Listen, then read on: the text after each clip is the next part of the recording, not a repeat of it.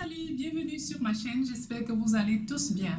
Je reviens aujourd'hui avec la suite de la précédente vidéo. Pour ceux qui n'ont pas regardé ma précédente vidéo, je parlais des choses que vous allez devoir faire lorsque vous arrivez aux États-Unis. J'avais déjà énuméré 10 choses et je reviens aujourd'hui pour compléter la liste. Je vais commencer par parler des saisons parce qu'il faut savoir que contrairement au Cameroun où on n'a que 2 saisons, aux États-Unis on a 4 saisons. On a l'hiver qui est la saison pendant laquelle il neige, il fait très froid, on est obligé de porter des gros manteaux, des bonnets, des gants parce qu'il fait extrêmement froid. Le paysage est plutôt blanc comme neige, voilà. Et les jours où la neige a fondu, c'est plutôt gris. Il n'y a pas de feuilles sur les arbres et voilà, c'est très triste à l'extérieur. On ne veut pas être à l'extérieur parce qu'il fait froid. Maintenant, après l'hiver vient le printemps et actuellement nous sommes au printemps. Le printemps, il fait moins froid qu'en hiver, mais on porte toujours des blousons et des chaussures. Et je peux dire que le printemps, c'est la saison de pluie aux États-Unis parce qu'il pleut énormément. Et je peux vous assurer que depuis 3 jours, il pleut. Pas continuellement, mais il pleut, ça s'arrête, ça recommence, bref. Voilà. Donc, le printemps, c'est le paysage. Les arbres, sur les arbres, les feuilles recommencent à pousser pendant le printemps. Et les fleurs qui sont mortes recommencent aussi à pousser et libèrent le pollen, ce qui cause beaucoup d'allergies aux gens. Donc, vous allez vous rendre compte qu'ici, pendant le printemps, les gens ont beaucoup d'allergies. Voilà. Après, maintenant, le printemps vient l'été, la saison chaude, voilà, où les gens s'habillent presque nus. Les gens font beaucoup d'activités à l'extérieur, du vélo, du camping, de la randonnée, voilà, il y a beaucoup de choses. On préfère être à l'extérieur, sortir de la maison pour profiter du beau temps. Les feuilles sont revenues sur les arbres et c'est très vert, voilà. Et voilà, c'est ça un peu l'été. Maintenant, après l'été vient l'automne. C'est la saison de transition entre l'été et l'hiver. Ici, ils appellent ça fall parce que pour ceux qui ne le savent pas, fall en anglais signifie tomber. Donc, c'est la période pendant laquelle les feuilles tombent des arbres. C'est rouge, c'est orange, c'est très beau. Les Américains que je côtoie préfèrent cette saison parce que elle est moins chaude que pendant l'été parce que j'ai oublié de dire qu'en été, l'humidité est très élevée. Donc, elle est moins chaude que l'été et il y a un vent de fraîcheur qui se rajoute. Donc, c'est très agréable. Les gens préfèrent cette saison-là. Voilà pour ce qui est des saisons. Maintenant, il y a quelques petites observations que je vais faire au niveau de ces saisons parce qu'il faut savoir que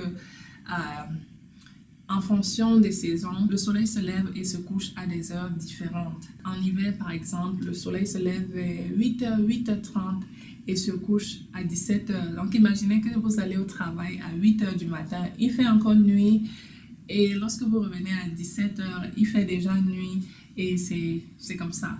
Maintenant, pendant l'été, le soleil se lève vers 5h30 et se couche vers 21h30, 21h45.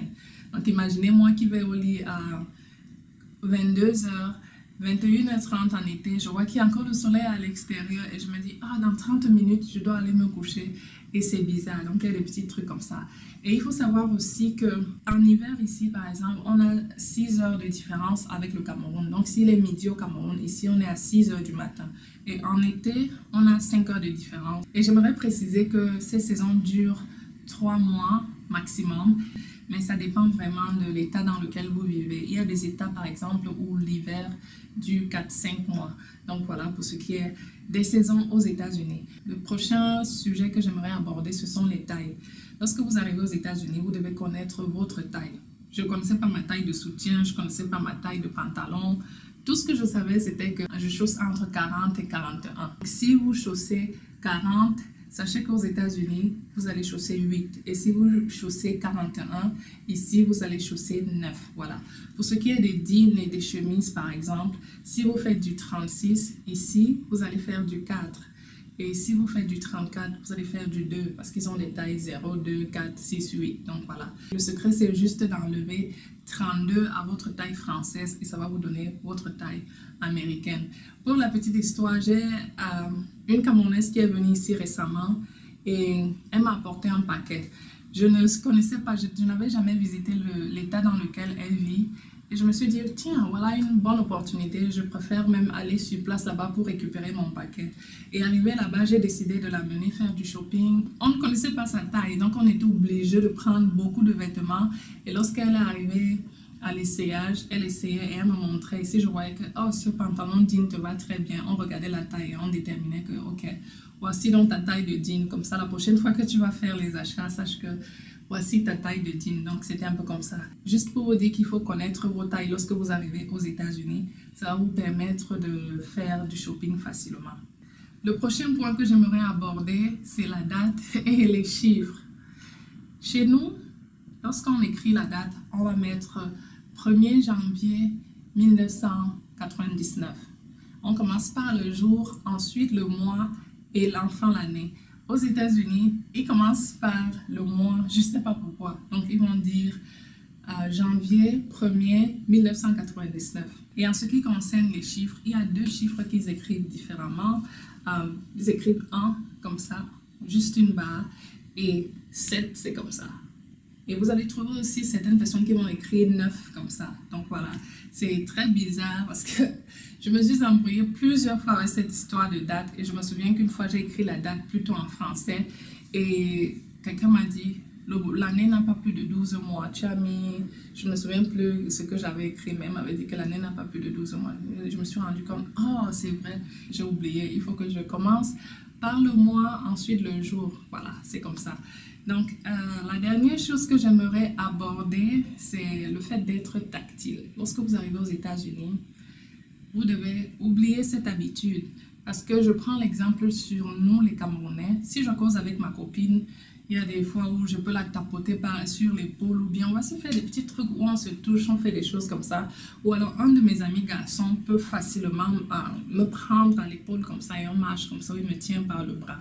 Donc, ces petites choses-là qu'on fait chez nous, lorsque vous arrivez ici, vous devez absolument éviter ça parce que les Américains, le toucher, c'est pas quelque chose qu'ils apprécient ici. Ils trouvent que c'est une atteinte à l'intimité d'autrui et quelquefois même on peut assimiler ça à du harcèlement sexuel. Donc, lorsque vous arrivez ici, gardez vos mains pour vous. Ne croyez pas que vous causez déjà avec quelqu'un, vous allez causer, vous allez toucher la personne. On ne touche pas les gens n'importe comment ici. Donc, voilà pour ce qui est des choses que je voulais rajouter à la liste de la précédente vidéo.